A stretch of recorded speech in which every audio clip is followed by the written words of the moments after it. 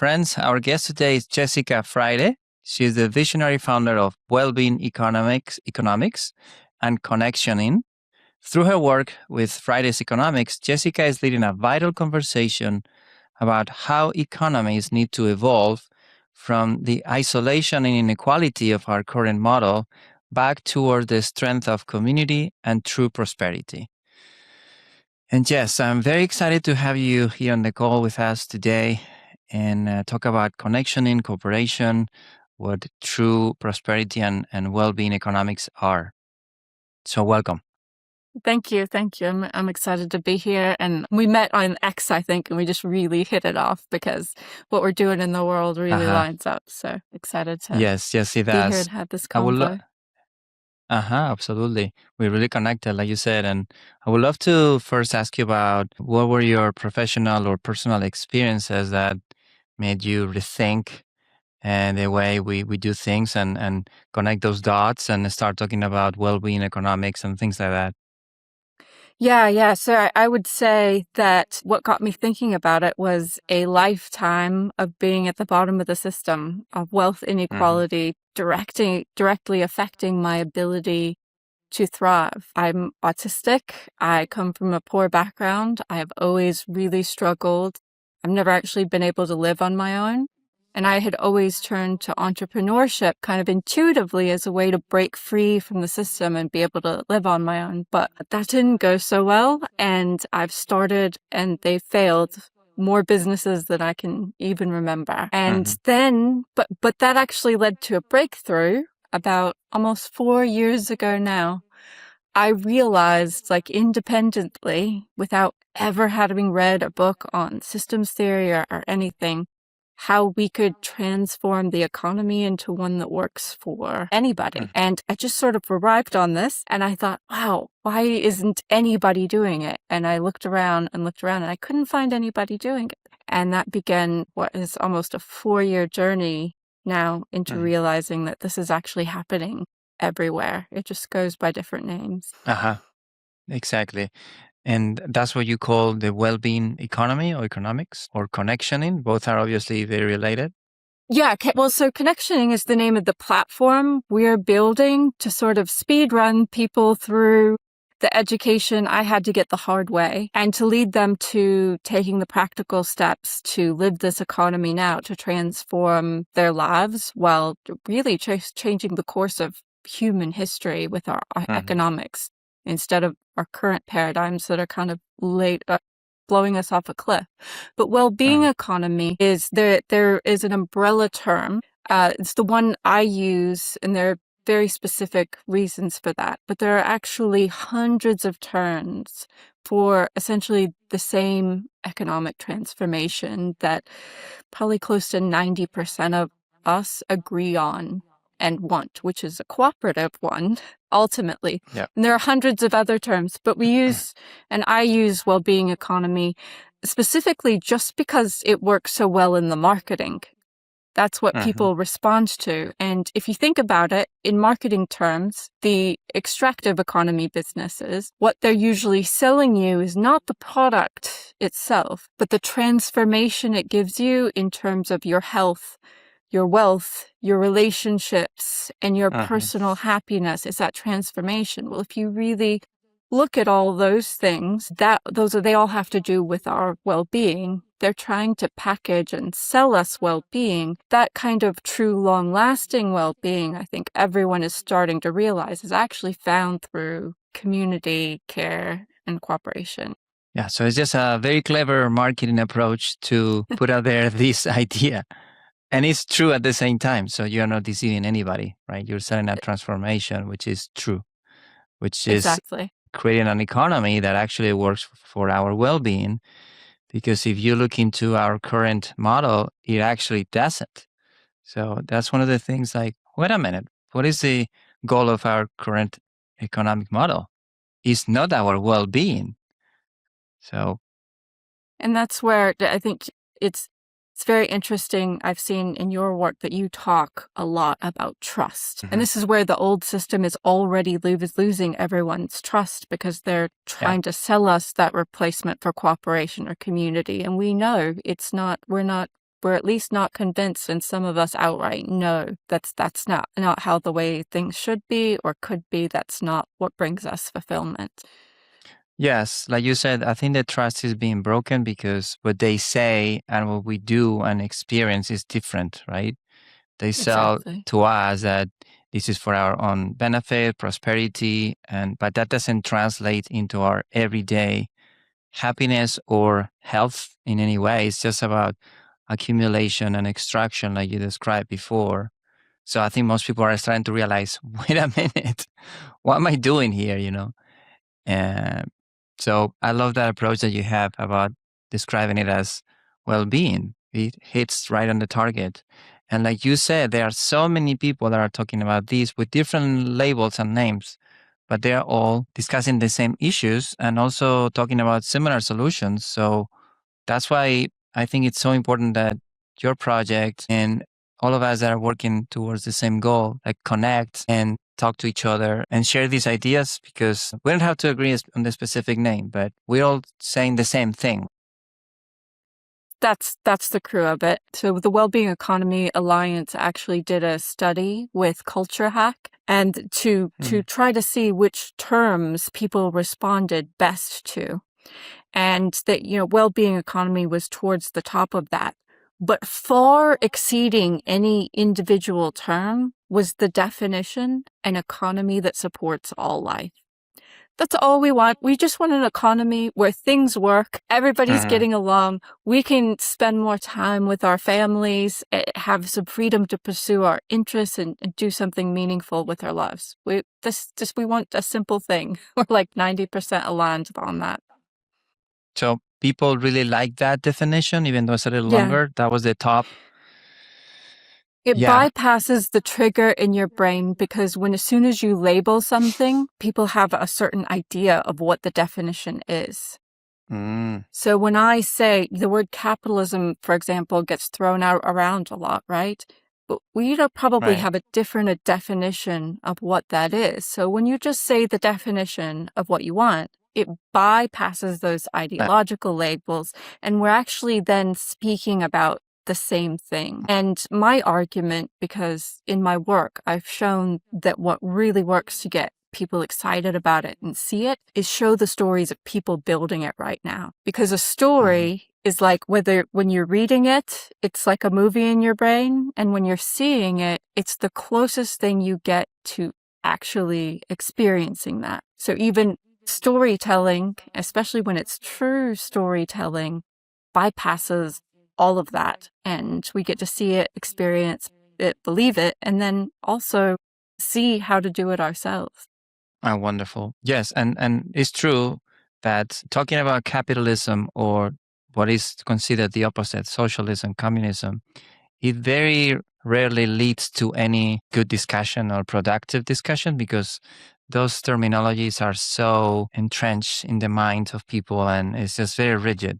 They cannot see anything past, those things. And talking about well-being, or for example, my project, and I hate to call it my project. I want to be everybody's project.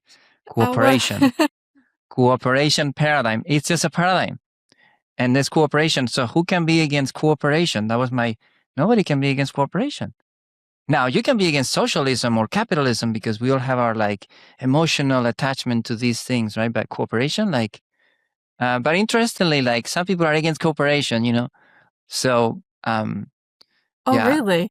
I mean, because they think competition is the ultimate greatest thing in the world. But I'm trying to prove to them that competition is suboptimal. It's not as good as cooperation, but they will argue to incredible lengths. So it's just such common sense, right? You see it with your own eyes. The most powerful thing, like you said, is stories, and seeing it and living it. And sharing those stories are very important. And that's another thing I always wanted to do. And I encourage everyone to share stories, whether they're even fictional, but beautiful stories of cooperation with Jessica for connectioning, or with us, cooperation paradigm, because that's what we need. We need inspiration, right? We need to hear more of those stories. Which gets into, I love on your website, you've got the systems theory pyramid. Mm-hmm. And at the top is belief and shifting paradigms. And I can tell you, so the people living this movement now, it's because we shifted our beliefs, right? We're able Yeah. to do it now. And for some of us, like I think you pointed out, it can be even an imaginative story that gets you start thinking about all these ideas and thinking in these ways. And that leads to actions that actually start creating this in your daily life right now. And those actions scale up and those beliefs scale out. Like I think you know Damon Santola's work on network theory. Actually, I don't right now off the top of my head, but Oh, maybe oh yeah. his ideas I've heard of his ideas through another person, perhaps. But why don't you tell us about it? Yeah, so Damon Santola talks about how ideas don't spread through virality like we think. They actually Mm-hmm. spread through our networks. And the best way I can illustrate this is the example he gives, like of how the Me Too movement took off.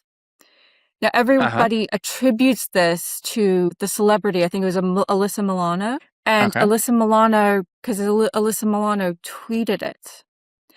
But actually, Mm-hmm. if we step back and look, this was the work of an activist who had been going in communities and teaching this mindset for like 10 years. So what happened was she had already spread it and the networks were already primed. So all that happened when the celebrity tweeted about it is that everybody got permission to step forward and talk about it in the mainstream. Like it was already at critical mass. And I believe we're seeing the same thing with the cooperative paradigm, the well-being economy, whatever our word for it. We've all felt this intuitively for a long, long time. I've Mm-hmm. tracked this. There are over 300 movements and names for it. And now there are all these maps coming out, like the Fertile Ground Report in Europe, where they're starting to track and put data behind people creating these economic shifts. And they're starting to happen at an accelerated rate. Like we're Yeah. seeing a 5 times rate in the UK for employee ownership transfers. That's where Mm-hmm. a company and even big retail chains like the Entertainer, it's a toy store in the UK. Typically when people exit those companies, they'll sell out to private equity. Yeah. But in the case of EOTs, they actually sell out to their employees. Their employees Yeah. own it. This is wealth equality. It's better for everybody. And the Fertile Ground Report is tracking similar things across Europe, but that almost all of these things have been started in the past decade, and it's rapidly accelerating.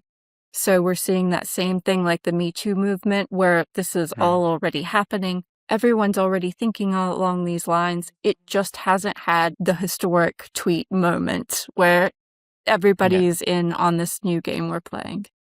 Yeah, I was just reminding me of this butterfly effect, and like you said, there was already a critical mass of people waiting for somebody to give them permission. And maybe it was that celebrity that moved her wings, and boom, it made everybody to be able to say it. And that's one example that you're sharing here, which is cooperatives. I mean, let's talk about the economy a little bit, because many people that are against these type of notions, any type of criticism of capitalism, quickly they go to the extreme of like, but capitalism has solved so many problems in the past and we need markets and da da da da da. Like, hey, 1 second. We're not saying like we need to go to the caves, go back to the caves. We're talking like we can improve this economy. And sure, there are more like radical ideas out there, like getting rid of money and things like that. But that's not going to happen right away, right? We need to like start implementing philosophies and policies that are more stakeholder for everyone, for the employees, not just for the shareholders, the investors, like you were talking about. And we need that. And it's happening, right? It's happening more and more. And It those is stories happening, yeah. are successes that we can share. Yeah. And there's so a lot of that conversation is happening at the ideological level.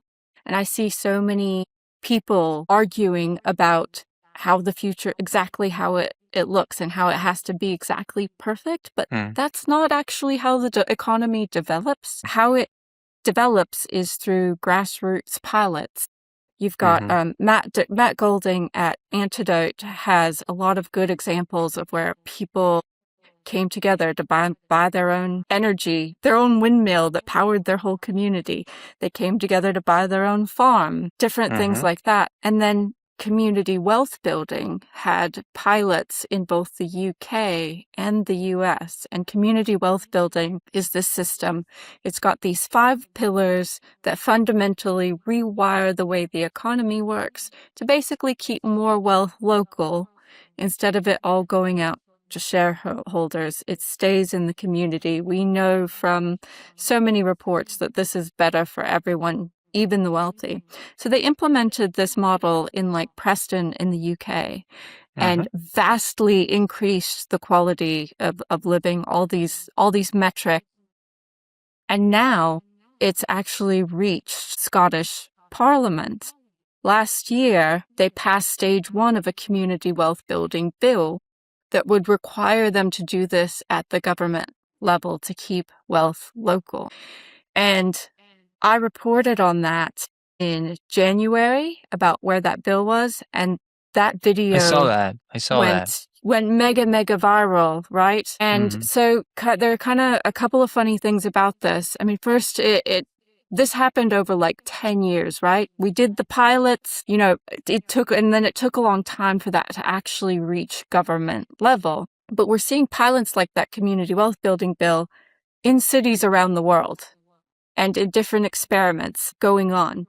And so they're all kind of reaching critical mass right now. This community wealth building bill is just one of the bigger signals. And anyway, so the second part that's interesting about that is that my video about it went so viral that it reframed the way the members of parliament looked at their own bill, because when it first arrived on their desk, nobody seemed really impressed with it. And I think that speaks to the bubbles that we're all in. We're in a kind of not cross-pollinating and we're in different worlds because it's apparent due to the popularity of that video.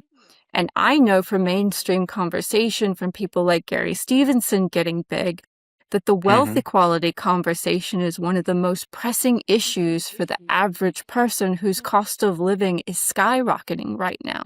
Probably not so much for the average member of government who has, I worked for the government for a little bit. You get some benefits, it's a bit more cushier of a job. And so it's just human nature when we're not experiencing those things firsthand, it doesn't occur to us how much they matter. So it broke that bubble. They noted it, they cited it at the passing of this bill that it was significant. And yeah. It's just like you said, most of the people taking responsibility and making decisions are very disconnected from reality.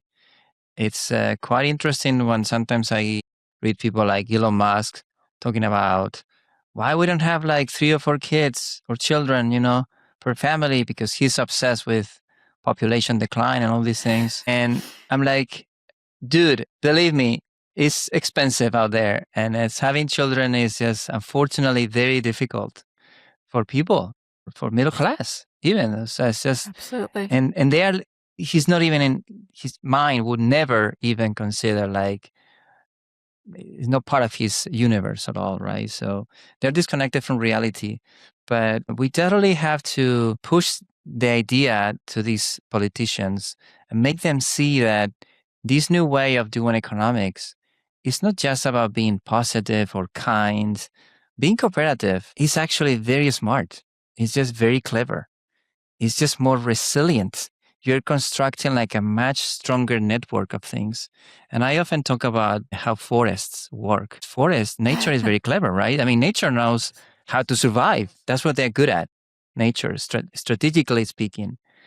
And what they do in forests is like they share resources because they don't want like a tree to suffer, because a tree suffering and decaying means like attracting like certain like insects and things. So they want everybody to be thriving. And when we have these approaches where we are helping people locally, employees and providers and everybody that is related to that company or corporation, it's just such a much stronger organism, because it's an organism, right? And trust goes up too, right? So with trust goes the speed of things. So it's a self-reinforcing mechanism. And when you ship all your benefits, all your gains to somebody else, which is the shareholders, and you're extracting and extracting and extracting, that is a very short-term plan, a successful short-term plan. What we want is longevity, right? Yes, yes. It's hard for people to see the bigger picture, though, right? You said a bigger picture. That's right. We're kind of all in a bit of a scarcity mindset, only able to see what's inside our bubble. And in that individualist mindset, I find that as much as I've academically looked at these things and they make logical sense on paper, we are one, an emotional species, relational species, but also one that learns through experience. So I've found that actually how to even get myself out of that mindset is to actually practice cooperating with other people. It's been a major component. Yes. You're so right, because if we were totally rational beings, it would be enough, like a couple of articles about this. Don't you see A plus B or 1 plus 1 is 2? Totally logical. Let's do it. But we're clearly the opposite of rational. We are completely emotional, and it's just a mess out there. You just need to turn on the TV. So cooperation is such a good, that's amazing tool. It's actually the end. This is what we want. And it's at the same time the tool and the learning device to transform our awareness and our capacity to see new possibilities. Absolutely. Do you have examples of that? Do you have examples of personal or, I don't know, groups that you have worked with, or stories about cooperation, companies doing cooperation, and how that transformed them? Yeah. Oh, wow. So there's like one example is Morningstar. It is the company Morningstar. They actually took leadership out of their teams entirely, and they have I think it's called the Team of Teams framework. It's like basically autonomous circles of people that manage themselves. So it's almost, instead of depending on a leader, they have to work everything out between themselves, and they have total autonomy, and it works. It's a successful model. We see this in there's another example called sociocracy. There's lots of different ways to structure this in a company or an organization. Is it Bertzog? One of the largest examples is Bertzog. It's like a nurses cooperative in the EU. Maybe I shouldn't give that as a bad example. I need to brush up on how the model actually works. But I know in my particular situation, I'm working with like a lot smaller companies, right? And I'm working with a lot of individuals who saw this on paper or in their head and said, oh, we need to create this, and we're figuring it out right now. And the pattern has been that most of us have worked as individuals for years and years and years, because it takes a lot of trust to actually be able to be vulnerable and collaborate, share finances, trust somebody else to do a job that you're not doing. And we are just now this year, some of us that are operating at the same level as I am, just now starting to trust and cooperate, like me and Sid, who's taking care of building out the operations and the admin on connectioning. I'm just, slowly, okay, here's what's in my head. I'm going to pass it over to you, and you're going to create something, and I'm not going to know what it looks like until you give it back to me. That's a process of trust, and it's a skill that has to be learned by doing for the most part. Yeah, definitely. You're right. Delegation is difficult, and passing the torch can be hard too, also because I think our culture, specifically, I would say in the United States where I live, but I didn't grow up in the United States, which gave me an advantage to see it with a different lens. This culture, it's so individualistic, and it's so highly spoken individuality and personal success is like the ultimate, right? And there's this Yeah. thing called the self-made millionaire and the self-made success. So it's totally okay here to, in fact, it's not just okay, it's incentivized to work by yourself independently and become that person, and which is a myth because nobody can succeed by themselves. It's just impossible. You always had teachers, you were at the right time at the right place, and somebody gave you an opportunity. You have roads, you have like schools that were there for you to take to participate. But it's like an ego thing too, is what I'm trying to say. So it's very hard to overcome this ego culture. And all of a sudden, I don't know what you think. I'm just putting the idea out there.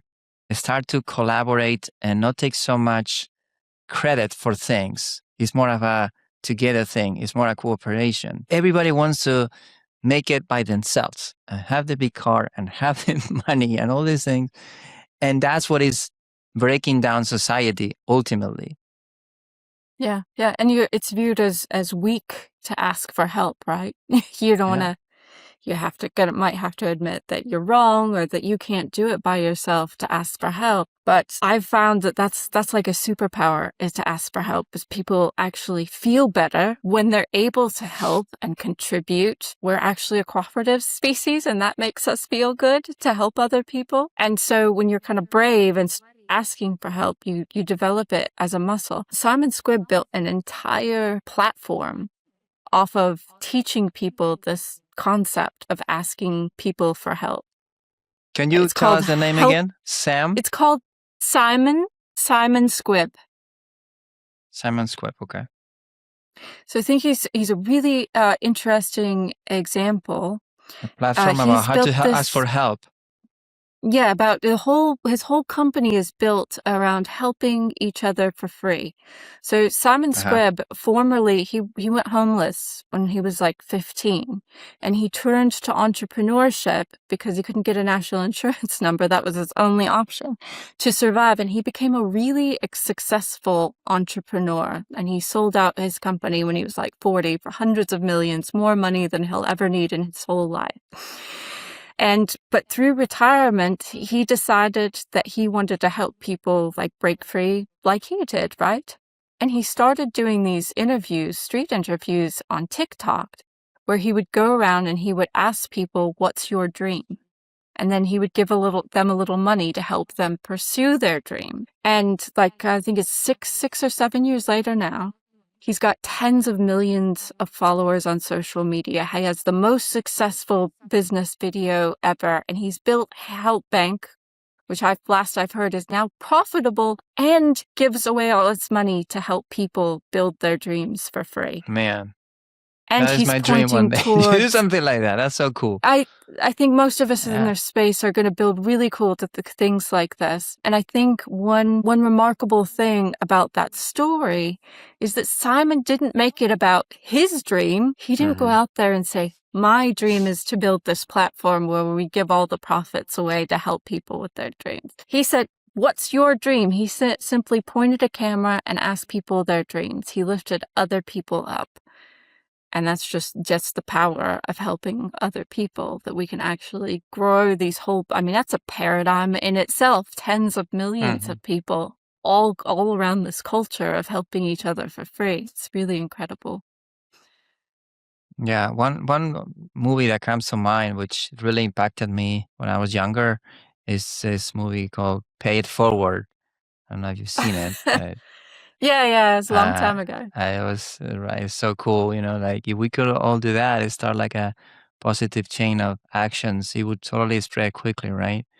But going back to your point that contribution is such a important part of happiness and well-being as well, contributing and asking for help, also learning how to ask for help, it's a difficult thing, and we need to learn to do it. And that connects you with others. And I think ultimately, like you said, we are like a group species or a community-based species. And we just look for connection. We just look for love, right? Attention. And that's where we need to go. And it's interesting how that is at the core of a stronger and more sustainable economy as well. It's all the same thing if you look at that way, So by helping other people, by asking for help, by connecting with your community, by having a more shareholder type of business, not only we are happier, but we're more successful in material ways, and everything is connected that way. Absolutely. It's kind of I see as where did we not see this moment for humanity? Like aha Right. moment for humanity. We could be doing Right. this. We could have been doing this all along. It's Right. pretty simple, Exactly. really.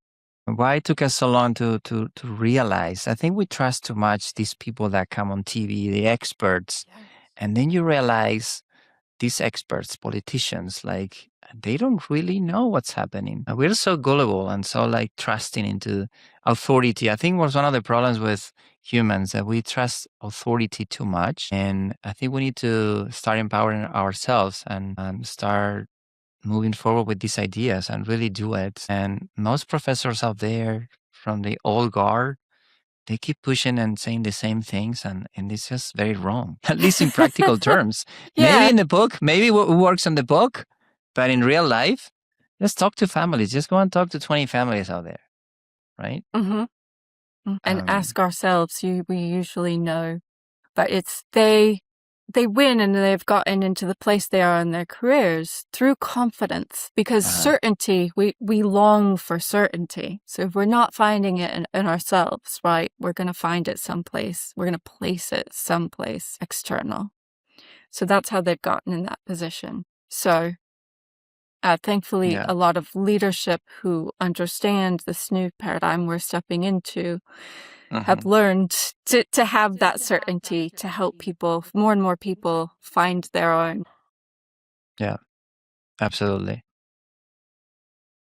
So I want to talk about specific things that you guys are doing with connectioning or connectioning. How can people be part of that and help each other and or myself, cooperation paradigm? How can we connect and help? And is it like a membership or what is this?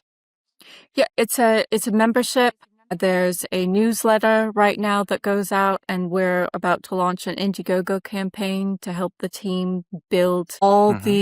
all the onboarding, all the basic educational stuff, and the manpower to run more communities of practice. Because really, ultimately, connectioning is just teaching each other protocols to ingrain this Mm-hmm. stuff in our brains. And then we've got some cool technical stuff that helps connect people to, like, there's a map going on that has 83,000 or something of these projects. And the number one question I get from people is, well, how can I start? How do I get involved? And that usually depends on who you are, what you want to do, and where you are. So the technical infrastructure is to help connect to people, help people connect to things locally. And then the platform we're building teaches you these general practices. We have on Wednesdays, one that we've already started is we've partnered with Little Steps Today app. And what Little Steps Today is about taking one step at a time, because this is another way the human brain works. And especially in today's media, we get overwhelmed by all the problems in the world, and we just have this big picture of what's going on. How things actually change is not like mapping out this huge big picture, which we all have the tendency to do, but about Mm-hmm. taking one action that connects us, that creates something new instead of just tearing down the old, that shares this information with other people, that allows us to reflect. Because this is just a growth cycle in nature. We reflect, and then we can do a little better next time, and then we ground or rest, because that's a really Mm-hmm. important part of the process. So on Wednesdays, we have this meeting where we practice taking one step and then we plan something for the following week. So this is just a community of practice, of protocols, and we're working on developing more and more of these so we can all learn the skill of cooperation and taking these Mm-hmm. small steps that add up to big change. One step at a time, and this is something that everybody can join, or members of the network and join and practice that little steps. Wonderful. You talk about rest, but our current paradigm or our current model doesn't want us to rest. They just want us to always be producing. And that is so totally out of sync with human nature and the seasons and everything. And I often Great reflect point. about how, like in the winter, productivity or activity should slow down, just like many animals that's go into hibernation. We have more hours of darkness in many parts of the world, and it's just colder, and our biology suffers when we are out there at the same pace that we should be maybe, or that we are in spring or the summer. So I think there's so much wisdom to have here in these little steps and step into to see how we are doing things. Wonderful.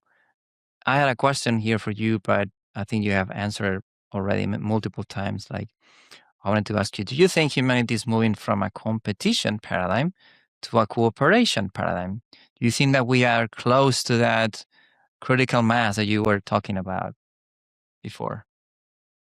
Yeah, definitely.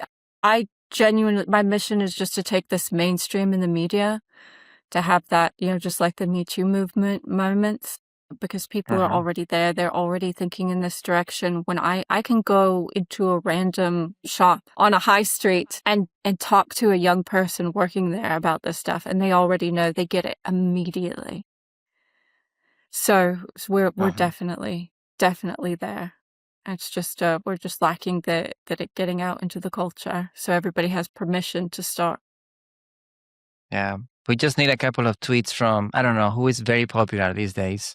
Let's dream big. Who could like tweets about connectioning or a well-being economy or cooperation, a big name, and maybe that will happen faster. And We're if working on this that. became a We have some dominant, email yeah, we're addresses. working on that. We're working to, okay, that's great. That's great. Yes. Let's just put it out there. It's going to happen. Yeah. It's going to happen because I'll tell you why it's going to happen, because it's true. And by this, I mean that reality works in a certain way. There are rules to reality that we cannot change, just like gravity, right? So if we go too long against gravity, we're going to start suffering. And that's what's happening right now. There are fractures in the system because we're going against gravity. And by gravity, I mean the laws of how systems work. And systems means you have to see the whole. You cannot see fragments of the system and pretend that going one fragment of the system going against another and trying to succeed at the expense of another is going to be long-term successful. It's just not how it works. So, because reality is real and there are rules and laws, eventually we have to go back to that, or we will simply collapse and disappear. It's just the way it is. So I it's going love to that you happen one related way or it the other. to a forest. There are all these movements toward like biomimicry and natural systems and stuff, because that literally just is the science behind how it works. And if we ignore it, you're right, Yeah. it doesn't Well, work. I'll share a video with you through social media that I created like maybe a couple of years ago, where I call it like how to create your human forest or something like that. I think I called it. Oh. And it's literally how to create a free exchange network, And this is an idea from another account that you should follow, from Marcus from Pro Social, and where he does this in Spain quite successfully.